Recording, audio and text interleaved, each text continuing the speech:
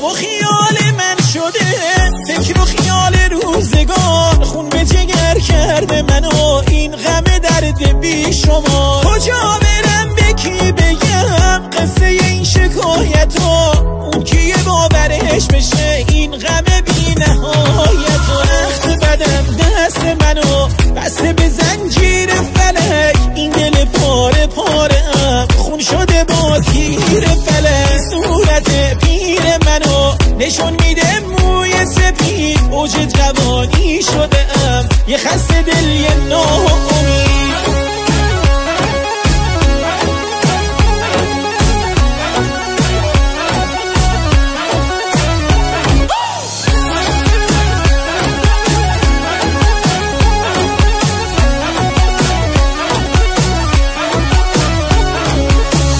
با یه رفیق بی وفا گذاشتم این جوونیمو، اون دیگه یادش نمیاد حتی ازم نشونیمو. این خونه زندون منه، کهنه شده خاطره هاش، نامه آزادی من گم شده تو وقت بدم دست منو بسته به زنجیر فلک، این دل پاره پاره ام خون شده با تیر فلک. صورت پیر منو نشون میده موی سپید، اوج جوانی شده ام یه خسته دل یه ناامید.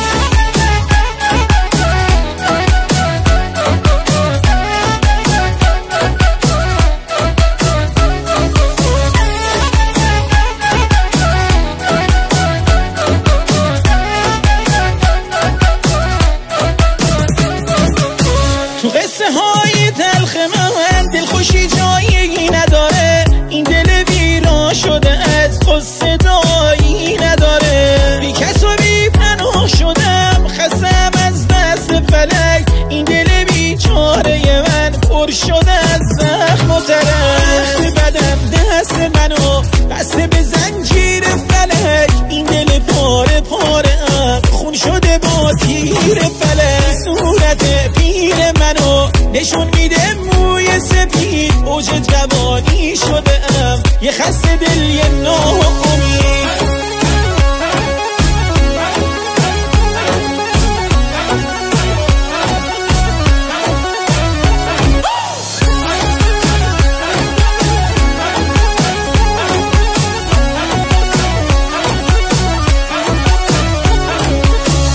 سهراب لشکری.